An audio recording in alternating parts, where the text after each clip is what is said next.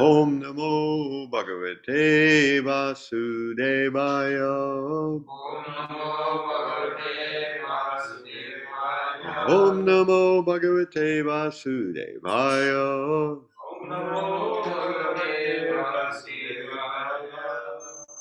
Om Ajnanatimidandasya Gananjana Shalakaya Chakshur Unmilitam Yena Tasmai Shri Guruve Namaha Shri Chaitanya Manobishtam Shtapitam Yena Bhutale Swayam Rupa Kadam Hayam Dadati Swapadantikam Vandeham Shri Guru Shri Yuta Pada Kamalam Shri Gurun Vaishnavams Cha Shri Rupam Sagrajatam Sahagana Raghunatan Vitam Tam Sajivam Sadvaitam Savadhunam Parijana Sahitam Krishna Chaitanya Devam Shri Radha Krishna Padan Sahagana Lalita Shri Vishakanvitams Cha Hey Krishna Karuna Sindho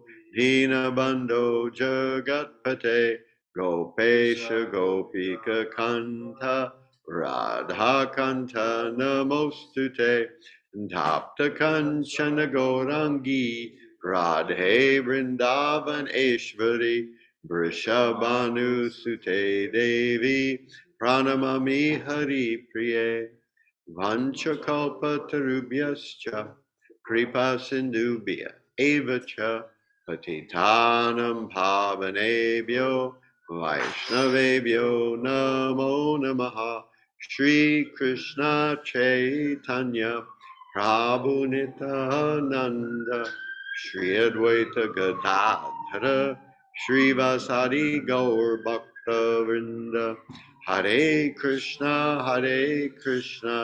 Krishna Krishna Hare Hare Hare Rama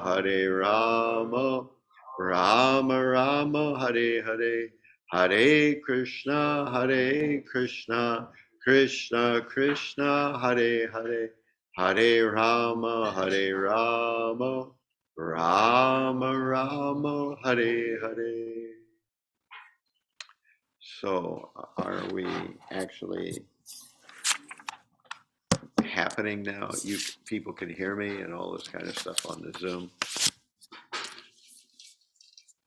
I'm looking. Oh, Vrajavihari is here. Wow, look at that. Yes, we can hear you, Maharaj. Good.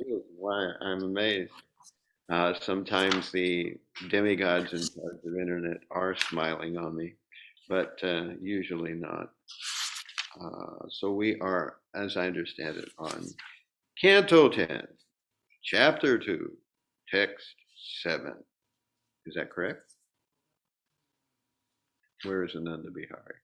Yeah, everybody's shaking heads. So. Yes, yesterday was 6. Okay. 10 to 7, right. Gacha Devi Brajam Bhadre Gopa Gobhir Alankritam Rohini Vasudevasya Varyaste Nanda Gokule Anyascha Kangsha Sambhigya Vivareshu Vashantihi. So the translation reads, the Lord ordered Yogamaya, O my potency, who are worshipable for the entire world, and whose nature is to bestow good fortune upon all living entities, go to Vraja, where there live many cowherd men and their wives. In that very beautiful land, where many cows reside, Rohini, the wife of Vasudeva, is living at the home of Nanda Maharaj. Other wives of Vasudeva are also living there incognito because of fear of Kamsa. Please go there. So I'll reread the translation. The Lord ordered Yogamaya, O my potency, who are worshipable for the entire world, and whose nature is to bestow good fortune upon all living entities. Go to Vraja, where there live many cowherd men and their wives. In that very beautiful land where many cows reside, Rohini, the wife of Vasudeva, is living at the home of Nanda Maharaj. Other wives of Vasudeva are also living there incognito because of fear of Kamsa. Please go there. Okay, so there's a short purport. Nanda Gokul, the residence of King Nanda, was itself very beautiful. And when Yogamaya was ordered to go there and encourage the devotees with fearlessness, it became even more beautiful and safe. Because Yogamaya had the ability to create such an atmosphere, the Lord ordered her to go to Nanda Gokul. Gacha deva vrajam bhadre gopa gobhir alankritam rohini vasudevasya varyaste nanda gokule anyascha kamsa sambhigya vivareshu vashanti. The Lord ordered Yogamaya, O my potency, who are worshipable for the entire world and whose nature is to bestow good fortune upon all living entities, go to Raj, where there live many cowherd men and their wives. In that very beautiful land where many cows reside, Rohini, the wife of Vasudeva, is living at the home of Nanda Maharaj. Other wives of Vasudeva are also living there incognito because of fear of Kamsa. Please go there. This is a interesting verse. It's, of course, beginning the pastimes of Krishna. This is what we have in the 10th canto of Srimad Bhagavatam. The pastimes of Krishna are finally revealed after 9 cantos of hearing about the powers and the amazing qualities of the Supreme Lord. Now we hear directly about his pastimes. And we start right away by this lead up to Krishna's birth. So Krishna hasn't taken birth yet, but he is about to take birth. So we know that Devaki had 6 children previous to Krishna. Krishna was going to be the 8th child of Devaki. So there were 6, and these are known as the 6 Garbhas, sometimes the 6 Garbhasuras. So these were entities who were originally sons of Marichi. And because, some offense to Lord Brahma, they were cursed to be born in Asura families. And so later, they became born in Devaki's womb, and they were killed by Kamsa, who had previously been their father in a previous life as Kalanemi.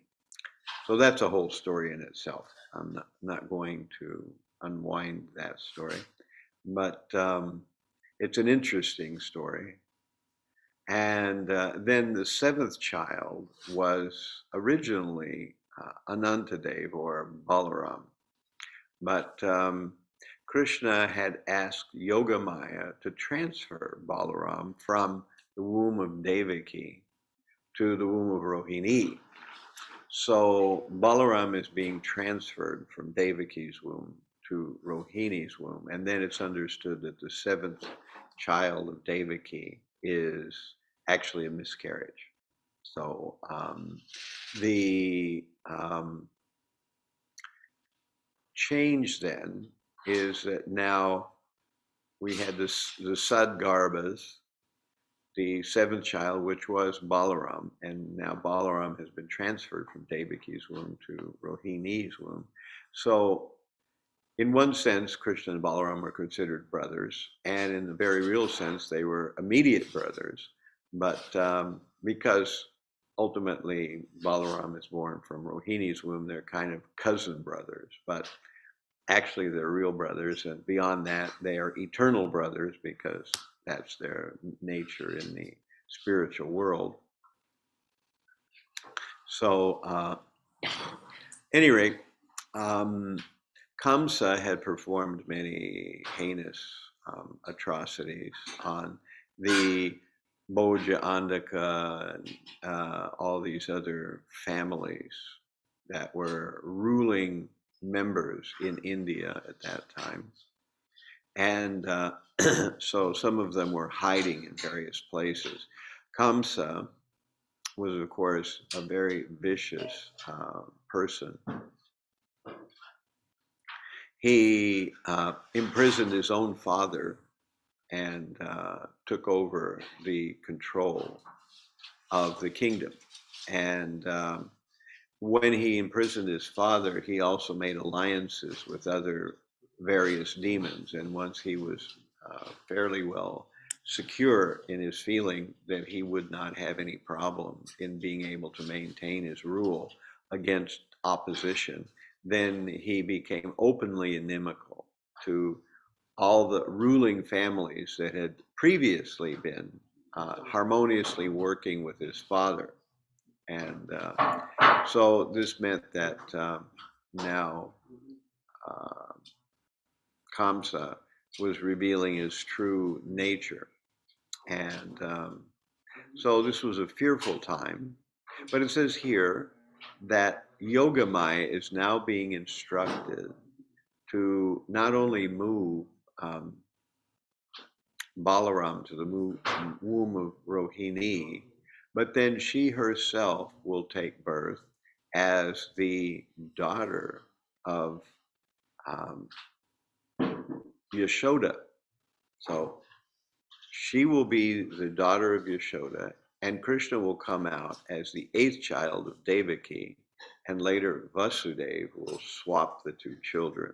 So Yashoda will come to Devaki. Yashoda's girl child will come to Devaki, and the child that was originally born to Devaki, Krishna, will go to Yashoda. So in one sense, Krishna is actually Devaki's child, but he will be raised by Yashoda. And of course, Yashoda's child, who was a girl, will go to Mathura and become the child of Devaki. Of course, Kamsa attempts to kill her, but it's not, he's unable to do it because actually she manifests as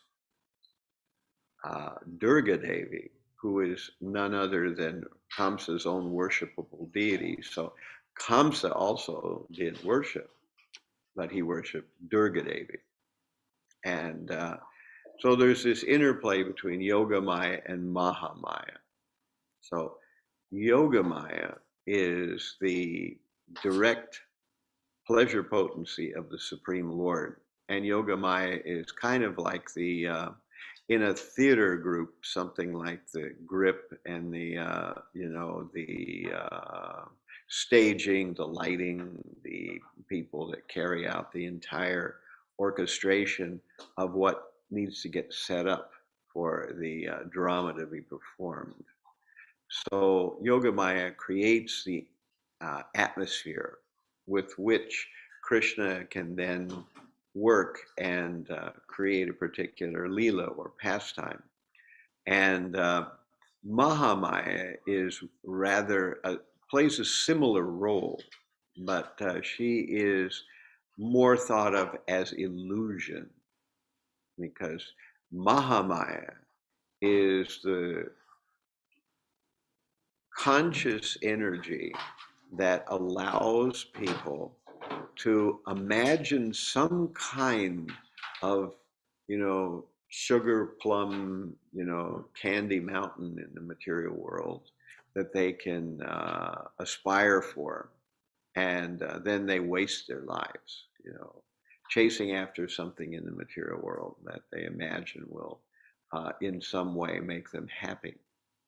And so this is what 99% of human beings are doing, is chasing after this Big Rock Candy Mountain. There was some song, I think, on Calf and Kangaroo many years ago. Big Rock Candy Mountain. I don't know who, all about, it was for children, and you hear about candy canes and sugar plums, and you hear about gumdrops and all these kind of sweets of various kinds. And so I think that for the most part in the material world, it is Mahamaya that creates these images of satisfaction that, like some kind of workhorse or ass, we chase, like the carrot that the washerman dangles in front of the donkey, So the donkey is burdened under a huge pile of clothes. And of course, unless you come from India, you don't know what I mean by the word huge. These little poor beasts of burden have a pile of clothes on them that's like almost 4 times larger than they are, and somehow or another they transport it, and then the washerman washes the clothes, and the motivation for the poor animal is that he's got a little carrot dangled out in front of his mouth, and he keeps thinking that the carrot is almost in my mouth. All I have to do is take one step forward. But of course, the washerman's sitting on the donkey, and the carrot is dangled from a stick held by the washerman. So every step the donkey takes forward, the carrot also moves one step forward, and the donkey never gets it. And the donkey never thinks, but why am I after this carrot? There's grass right here at the side, and there's grass everywhere. I don't need this carrot. And so in a similar way, Maya dangles this, carrot of material happiness in front of us. And as a result of dangling this carrot of happiness in front of us, we go forward year after year, and then when we die, lifetime after lifetime, chasing some sugar plum of the material world, never to be satisfied and never to recognize our stupidity in doing this. And this is Mahamaya. So Yogamaya creates the positive atmosphere within which Krishna can perform his pastimes. And Yogamaya creates this amazing billboard of material happiness that we follow, trying to enjoy ourselves in some way or another. They are related. So just as Krishna has various expansions, so Radharani has various expansions. So there's expansions of Krishna's male potencies. Krishna expands into Balaram. Balaram expands into Ananta. Ananta expands into the first Chaturvyuha. The first Chaturvyuha expands into Narayan. Narayan expands into the second Chaturvyuha.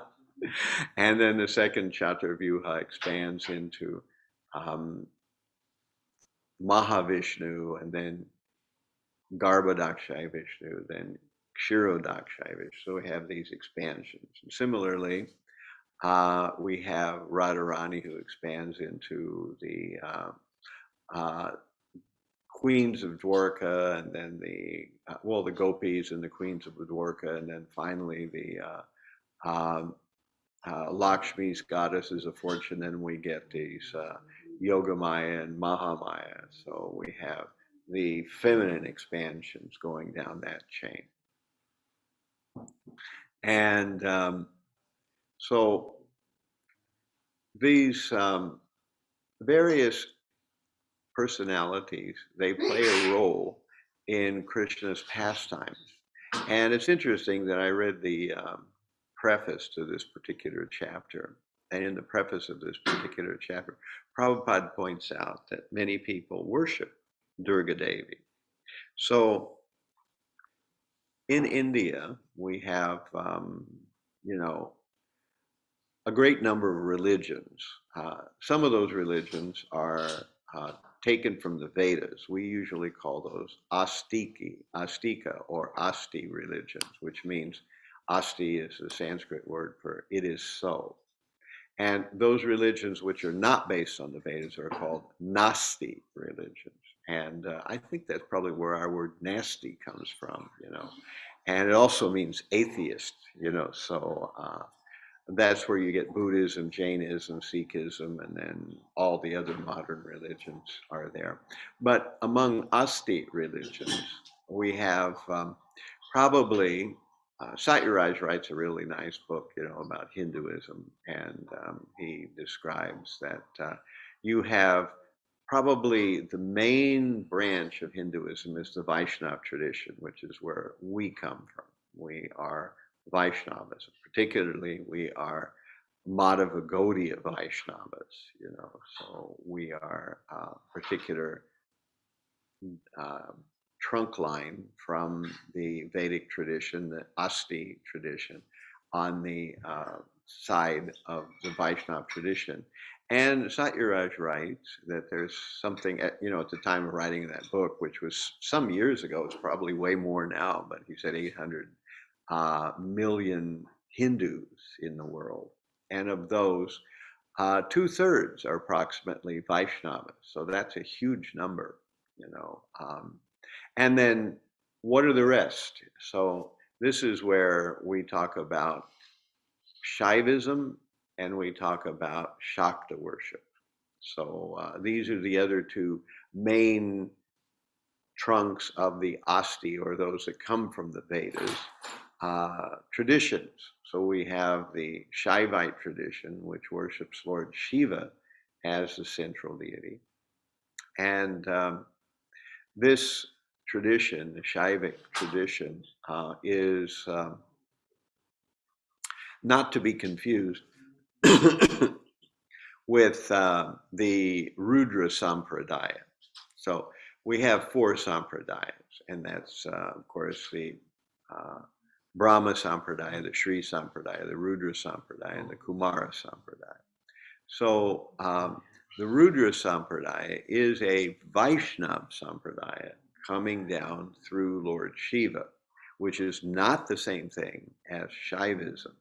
Shaivism worships Shiva as the supreme being, whereas the Rudra Sampradaya understands that Vishnu or Krishna is the supreme being. And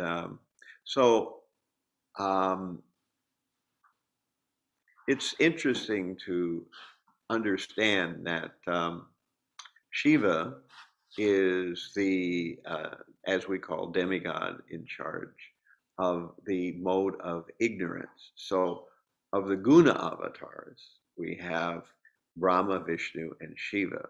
Brahma is the demigod who is in charge of the mode of passion. Vishnu is in charge of the mode of goodness, and Shiva is in charge of, you guessed it, the mode of passion. Mode of ignorance, mode of ignorance. So being in charge of the mode of goodness is the most difficult, because it's hard to create things, but it's even harder to maintain things. And as far as destroying things is a piece of cake. Anyone can do it. It's not something that requires any great skill. It's easy to destroy things. Of course, Lord Shiva is not just a destroyer. He is someone who is actually able to bring the entire universe back into a particulate state again, to be able to disassemble the universe when there's a necessity to do that. And we understand that the Vedas, they actually teach that Krishna is the supreme, which is, plain if you read Bhagavad Gita. Most Asti tradition, whether we're talking about Shaivism or we're talking about Shakta worship or certainly the Vaishnava tradition, see the Bhagavad Gita as central. And the Bhagavad Gita, there's no doubt that Krishna is the supreme being. He says in the Chatra slokas, aham sarvasya prabhavo matasamam pravartate iti matbhavajanti ma Buddha bhava samandita. I am the source of all material and spiritual worlds. Everything emanates from me. The wise who know this perfectly engage in my devotional service and worship me with all their hearts. So this is Krishna's own admission in Bhagavad Gita. And he says also that mata parataram nanya, that there is nothing higher than me. And so, as we just mentioned, all the other expansions come from Krishna. And we learn in Brahma Samhita that Shiva is considered like yogurt and Krishna is considered like milk. You can always take milk and change it into yogurt, but you can never take yogurt and change it back into milk. So there is an expansion of Krishna known as Sadashiva. And Sadashiva is actually a direct expansion of Krishna and therefore the central deity. But the Shiva that is the manipulator of the mode of ignorance and in charge of destruction in the material world, that Shiva is tainted, it is said, by the mode of passion to a small extent, and therefore he is and is not at the same time the Supreme Personality of Godhead, and he's considered to be like yogurt to milk. So this is clear. It's explained in the Brahma Samhita. And we also learn that in Bhagavad Gita, Krishna is saying that the other demigods cannot bring you, Arjuna. Only I can take you to the supreme abode. So the Vaishnava tradition understands this. However, the Shaivite tradition actually thinks of Shiva as the supreme. It's a question of point of view, but it's clear what the Vedas actually adjudicate on this particular topic. Now, besides Shaivism, we have Shakta worship, which is worship of Shiva's wife, Durga Devi. And this is where we get the concept of Mother Earth, and so on and so forth. And it's interesting, Satyaraj mentions a lot of interesting things about Shakta worship. In India, it's quite common in some places to see Shakta worship. And oftentimes people who are quote unquote Vaishnavas may also worship Durga Devi. Even here in Queens, we have several temples that worship both Krishna and Durga Devi. And so you have a worship of Krishna and you have a worship of Durga Devi. And this is kind of, I think, people trying to have the best of all possible worlds. They want their material desires satisfied, but at the same time, they want to go to experience the spiritual world, So Krishna demands singular attention, and he is not on the same platform. In fact, one of the offenses against the holy name, the second offense listed in the Padma Purana, is to consider the demigods like Lord Shiva or Lord Brahma to be equal to or independent of the Supreme Lord. So that's the way we're viewing it.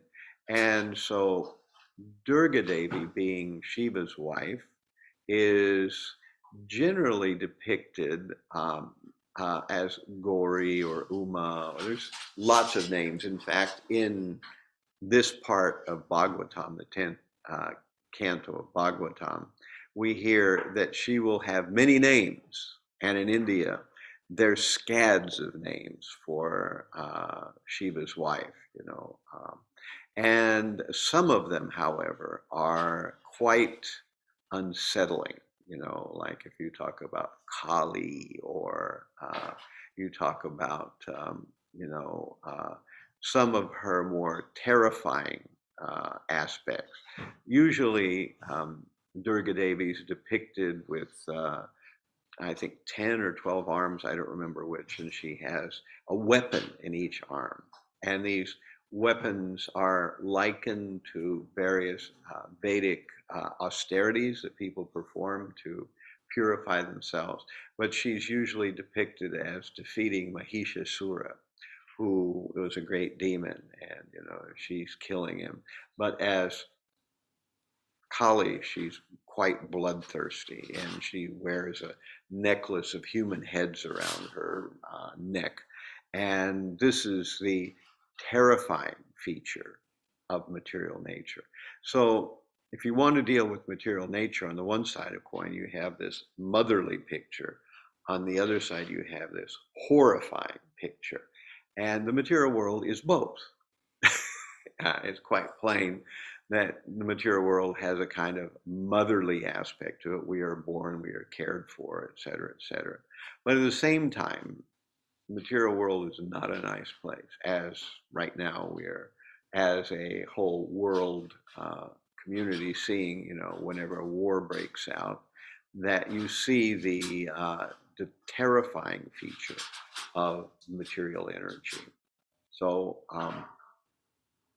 the Vaishnavas are not disturbed by this. They understand this is all Krishna, and Krishna is creating this drama and these particular situations to purify us all. And we are simply getting the reactions of the pain that we caused to others in a previous life. And if we continue down the road of worshiping Krishna and trying to perform bhakti yoga, we won't have any difficulties. We may go through upheavals, we may experience some travail of various kinds, but ultimately we will be delivered from this world of terror and nurture. So we've talked now a little bit about Vaishnavism, we've talked about Shaivism a little bit, and we've talked about Shakta worship. There is a fourth, which is a smaller of all these, and that is Advaita Vedanta, which is the idea that one is identical with the Supreme Lord, and that we will merge with the Supreme Lord. And although it is possible to do that for a length of time, it's not recommended, and one will not be able to stay there. Yene Ravindaksha Vimukta Maninas Tvayashta Bhavadava Shuddhabhuriya Ruya Kuchena Parampadam Tatapatantyada Nadrata Yus Madangraya. That we learn in Srimad Bhagavatam that those who follow that approach will fall down. This is the prayer of the personified Vedas, I believe, is where this verse comes from. That those who attempt to merge with the Supreme, they will ultimately fall down from their position, because we are persons after all. And we cannot be satisfied with depersonalizing. So what do persons do? Persons have relationships, and they have, they exchange emotions with other persons. And so being a non-person by merging into the Brahman is not satisfying to the soul. And eventually we need to come out of that situation. And that's why it says, Tvayashta Buddha Avashuddha Buddhaya, because their consciousness is not pure. Patantiyata Nadrata Yus Madangraya. They fall down from that position of imagined superiority because they do not embrace your lotus feet. Now in Brooklyn, we're on the third canto of Srimad Bhagavatam in the 9th chapter, and there we're talking about Krishna's lotus feet and how big a role they play in the life of a devotee. And in fact, there's a whole, the Chaitanya Mangala is written about the importance of Krishna's lotus feet and why Krishna comes to the material world just to experience the sweetness of his own lotus feet, as experienced by the devotees. And of course, that's the advent of Lord Chaitanya. So this is described in the Chaitanya Mangala. So I'm going to cap it here and even give a little bit more time than usual to questions and answers. So I've kind of gone over an overview of this particular chapter and where we are in the Srimad Bhagavatam in this story, and tried to, because Prabhupada himself ties it to the various religions of India. I tried to give a little bit of an overview that we have, in India of the Asti traditions, those that are derived from the Vedas. We have Vaishnavism, the main branch, and then we have Shaivism, which worships Lord Shiva as the supreme, Shakta worship, which worships Shiva's wife, Durga Devi, as the supreme, and Advaita Vedanta, which is focused on the impersonal. So, okay. Any questions in our studio audience here? Then we'll take questions from our friends in YouTube land or wherever we're being. Can you read the verse again? Yeah. Let me get there again.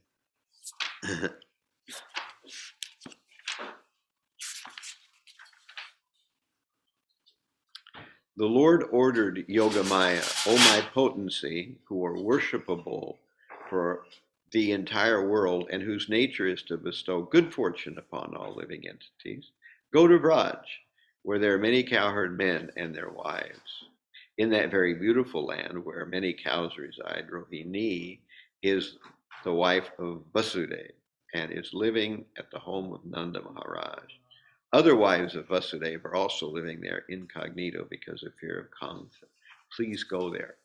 So Yogamaya is being instructed to not only take birth as the daughter of Yashoda, but she is also going to make an atmosphere of happiness and fearlessness. Both of those things are being described.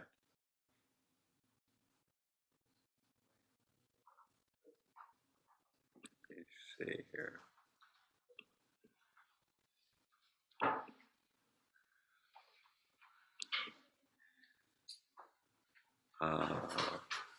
Someone is asking, why am I after this carrot?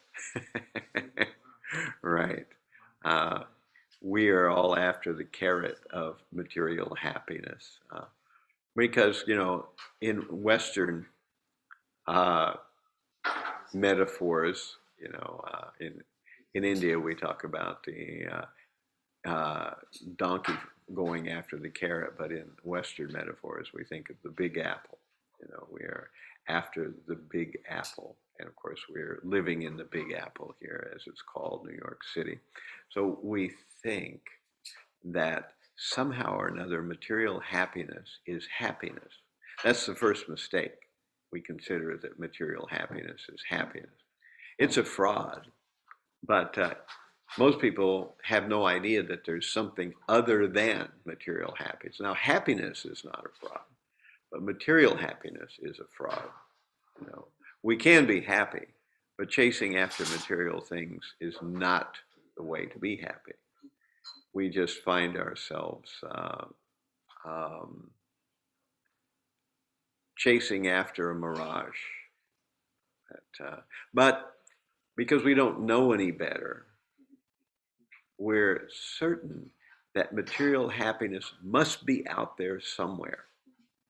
It's, advertised from every billboard. All of our friends are doing it. Our parents did it. People that we work with are working hard to be able to get that happiness. So everywhere, our entire culture is saturated with people running after material happiness by working hard like asses.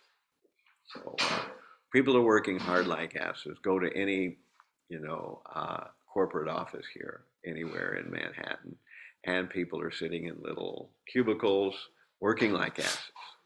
And they get a little paycheck out of that, and they use it to buy a condo or to, fulfill their various material desires. But we're never happy. And the worst part of it is that along with the material happiness that we're working so hard for, we get the negative results of our past bad karma. And that is never fun. And we wonder, I didn't ask for this. Why is this happening to me? I didn't ask for this. But we got it. We're being pummeled by some bizarre quirk of our past wrongdoing. And so therefore, in Krishna consciousness, we learn Tate nu kampam shushamik shamanam bunjana evatma kritam vipakam hridvag vapur bir vididan namaste jive yo mukti padisadhaya pak.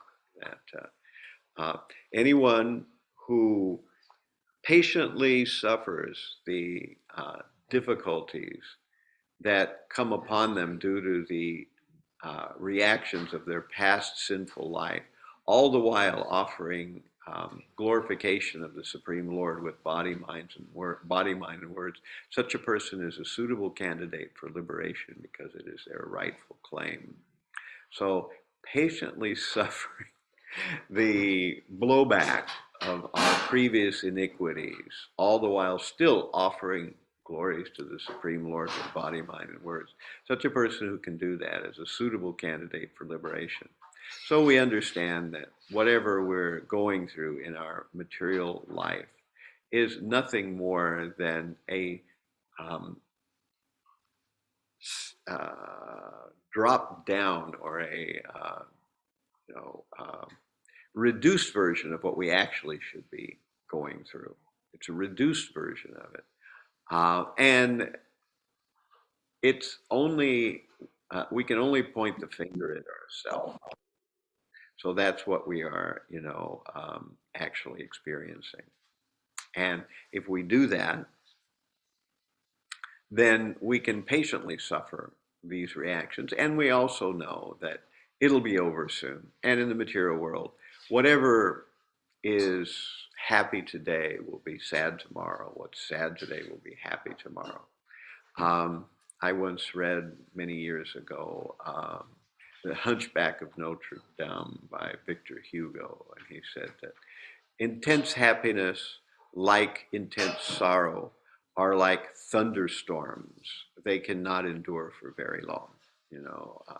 When it really rains heavy, it can only rain really heavily for a short period of time, and then it's over again, and we're back into the maybe not so extreme negatives, not so extreme positives. So that's why we endure the carrot, even when we know better, even when we've studied the Vedas, even when we've been devotees for many years, we're still chasing the carrot, and because we're addicts. But if we continue with Krishna consciousness, our addiction will eventually phase out. We will become purified of it. Any Prabhu Maharaj. Adi, you are doing a feedback loop. Prabhu Maharaj. Yo, Shik, wow, and you're behind the wheel. Hare Krishna. I feel like when you're in my vehicle. vehicle with me, I feel like we're back on Sankirtan again. Right. Where's the books in the back and the deck, Gonna cook exactly. I just had a question about the feature of material nature, which is covering us, like are leading us on like the carrot. There's two Vedic Sanskrit terms. I think it's avaranatmika and prati something. Pratipakshana. Prati. I can never get this out. Whenever I'm pratipakshmik or something like Pratikakshmaka or something like that, yeah. What is it? Say it again. That's not it either. It's I get two syllables turned around every time. And Well, when whatever. I'm not giving class, I can do it easily. But when suddenly I'm giving class, I always get those syllables backwards, you know. Avaranatmika and pratipat. It's not pratipakshmika. It's something like, It's close enough. yeah, close enough. Rock and roll. Okay. So the one is the throwing cover potency and one is a covering potency. So which one is that as far as like deluding us into the thinking that this material world is a nice place? The covering potency. We Okay. are here because, you know, we think, gee, you know, I'm here serving Krishna all this time in the spiritual world, and he's always at the center of things. And gee, why can't I be sometimes at the center of things? And Maya is therefore saying, yes, yes, you can be. And so we wind up as Brahma in the material world, and we are at the center of things, you know. But of course, it goes downhill from then, and we're born in Brooklyn or whatever it is. You know, it's a whole downhill slope from, being Lord Brahma as creator of and manager of the entire universe. So that's how it works. We are thrown first, and then we're covered. And when we're covered, even if we're living a wretched life somewhere, you know, we find some happiness, you know, in a shot glass of whiskey or some kind of thing on the internet or, you know, some other kind of pursuit. So we are. The American way. Yeah, it's American. It's in our Declaration of Independence. Our whole country is based on the illusion of pursuing happiness. Right, right. But I was thinking that, you know, the way to get out of it, Prahlad Maharaj says, the way to start to be happy, everyone's pursuing happiness, but the way to be happy is to just stop trying to be happy. Yeah, right, right.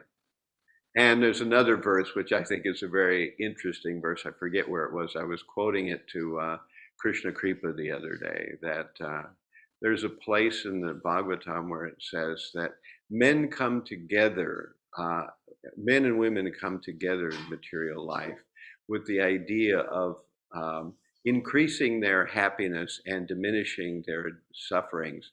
But inevitably, the opposite effect occurs. Their happiness reduces and their miseries increase more and more.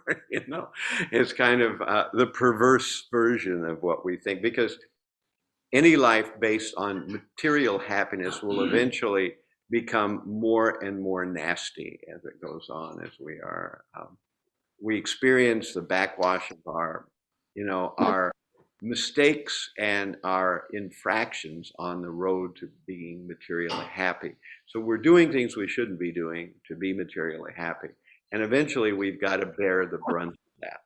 So it's only people who are devotees who are not doing that, whose karma is lightening up toward the latter part of their lives instead of darkening down, you know.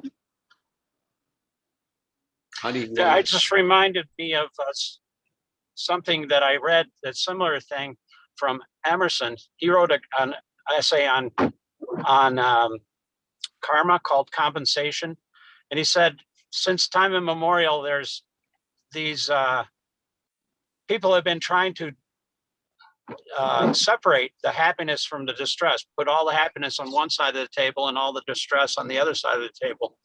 But he said that forever, this has never been able to, you know, to be, because there's always happiness and distress. And he said, you can't get an inside without an outside. You can't get a light without a dark. And you can't get, Right. It's like the water comes together with, after, if you put your hand in the water and draw it across the water, it comes together on the other side. And so it's like, it's a world of duality unless you're surrendered to Krishna. Right, right. Only Krishna you can get happiness without the distress part. Only in the spiritual world do you get it that way. And the other thing that occurs to me is that one quote by Oscar Wilde one time was, there are two great tragedies in the world.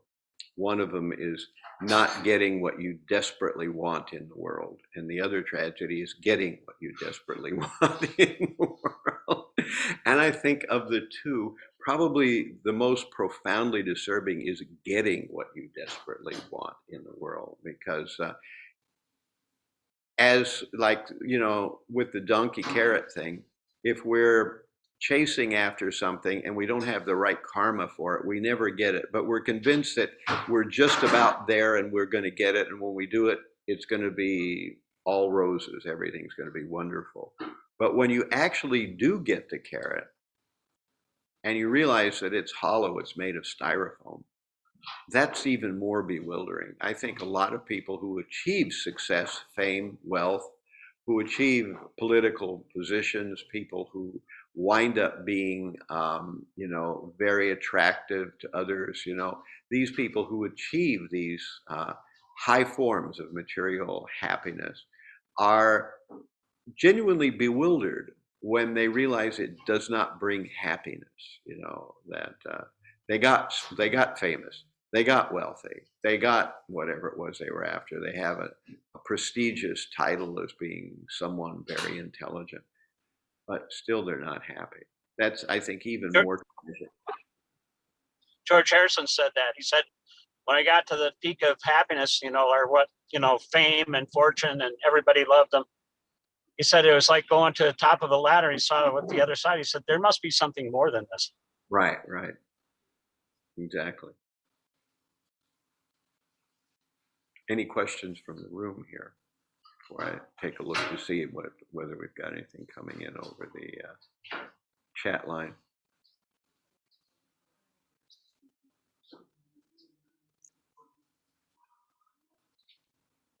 Someone's asking about incarnation of Buddha. I've heard that one is an incarnation of Krishna and another is something else.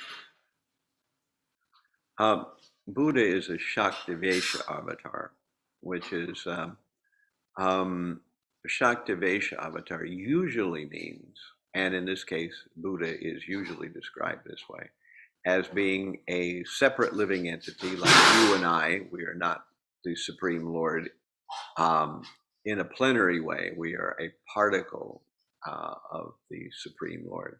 So these are known as Vibhinamsas technically. The Supreme Lord is, and all of his expansions are direct expansions, and they're full expansions of the Supreme. But Vibhinamsas are tiny particles like you and I. And so a Shaktivesha avatar is someone who's a tiny particle, but still empowered to do something very large in the material world. So that's how Lord Buddha is characterized. What happens to our material needs when we worship Krishna? Well, Krishna always fulfills the needs of the devotees. He might not always fulfill all the desires of the devotees, but he always fulfills the needs of the devotees. And even if one desires material things, one should still worship Krishna. Krishna may allow some measure of that material desire to be fulfilled, or he may not. We don't know. But if he does, he will do it in such a way that you won't be further entangled. If you just try to enjoy material things on your own, then you will be entangled. Regarding our material needs, there are different statements. On one hand, Lakshmi is always on the side of Narayan, so the best way to keep in touch with the goddess of fortune is to become a devotee of Krishna and Narayan. Then we hear, yes, Yahamanugranami, the special favor of Krishna is taking material opposites away. It seems both are true in different situations. Yes, right. So that's why if you want material happiness, don't mess around with Krishna. It's dangerous, you know, because Krishna will ultimately purify you of material happiness. If you really want material happiness, then go to the demigods, and you know, you'll become entangled and you won't be happy, but you'll have a chance at what you materially want. You can get what you want, but what you want won't make you happy. That's the problem.